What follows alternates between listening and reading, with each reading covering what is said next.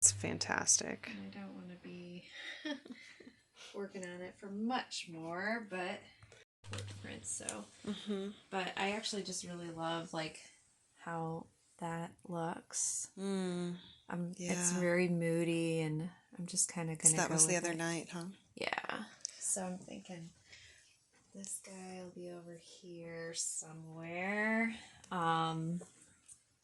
And then this is just kind of creepy. Is that the one with the chair? Yeah, this is kind of creepy from last time. And the sky, if I can get a better print of it, the sky was really beautiful because it was like just before it got really, really, really dark. But I kind of like that field, and I like these are this is the one that I took that I was just like, it's just a very like, I think if I compare it, I don't know how abrasive some of this stuff looks. I don't know if I need to push it further.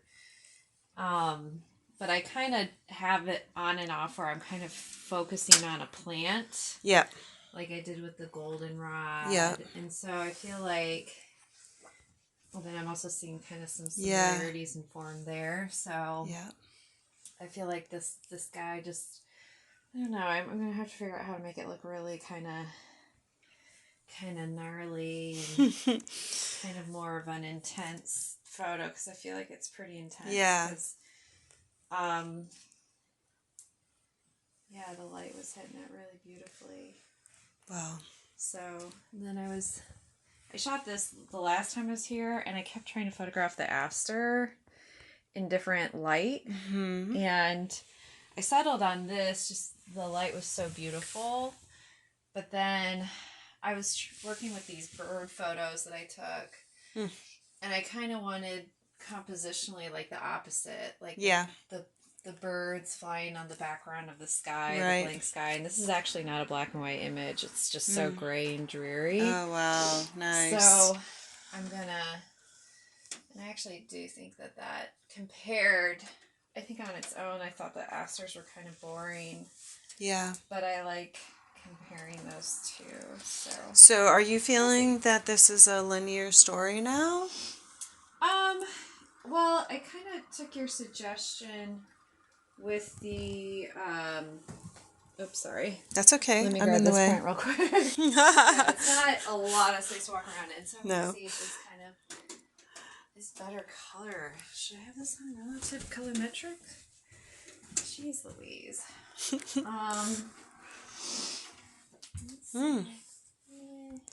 Slightly.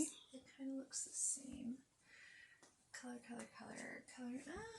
Now, if you were printing this for... that's a little more saturated, that sky. If you were printing this for a show... Yeah. Would you be doing it yourself with the printer, or would you be outsourcing part of that? I have outsourced the most recent one, but for my art fair stuff, I actually print with this printer. Okay. And I really try to get a really good handle on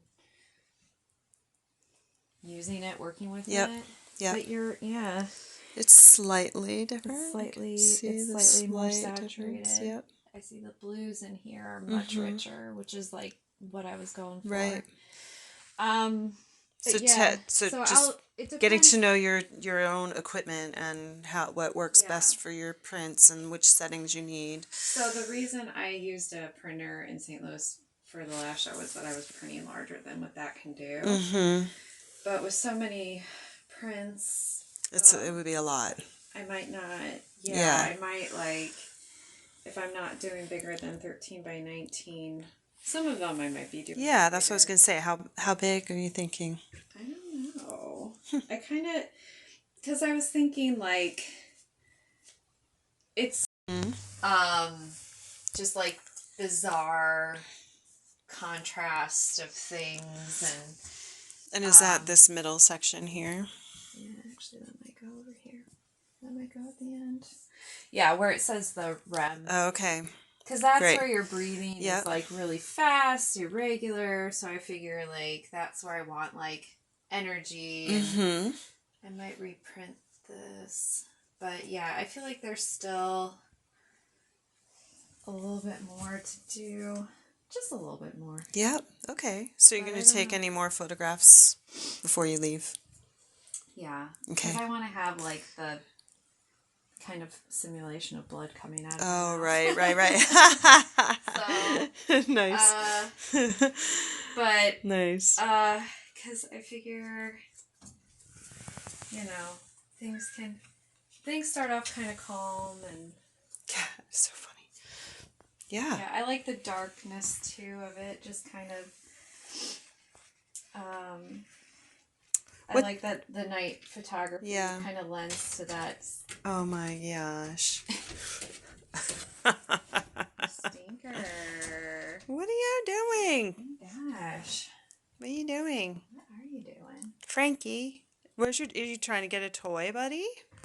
So funny. I did. What type of gallery space do you think that you'd be looking for? Well, I would love to just show in St. Louis somewhere. I mean, this project, maybe, I don't know. Yeah, St. Louis is kind of lacking in, like, photography galleries. Yeah. And I think, there's one place where it's like a restaurant, basically, but it's called the Darkroom Gallery, and they do the prints for you, and you can do different sizes, and so this type of thing, you know, it wouldn't fit if I were doing, like, my cyanotypes there, because, like, the point of the cyanotypes, I would think, is, like, you want the originals, and I want them framed, and put on display, and I want to show, like, the craftsmanship of it, but if it's, like, here's just, like, a series, and, like, you can kind of group things and layer things, and there's, like, a relationship between this cat photo and then that cat photo. Right. Like, it actually kind of makes sense. Right. In a way. It does. To me, in my brain, it's cohesive. Yeah. But it's interesting because I really haven't done a project like this, I don't think ever. Great. Where I've, like, put what I would think are, like, really disparate images together. Yeah. With different cameras. And just really relying on, like, the image itself, not the process, to kind of clump things. Because with the cyanotypes, it's like the process is the unifier of the whole project. Right. And so as a photographer, it's really easy to be like, well, I shot this process, this camera, and that unifies it then. Yeah. It's just visually going to be cohesive. And in this case, it's like, I'm shooting with my large format, I'm shooting with my Holga, I'm shooting with my digital camera, which is weird because I actually feel like I know it, I understand it less. I'm shooting with my flash, and I'm shooting in night photography and day photography, you know, like I'm doing different things. Yeah, I think that is just what makes it such a unique project for you, and more of a narrative too, right? And the depth of the types of photographic images that you're creating, you know, so it's exciting to see it again. Yeah. And I really am hoping that that there's, you know, like it's ready to have the life, right? I think so, yeah. It's a body of work. Yeah.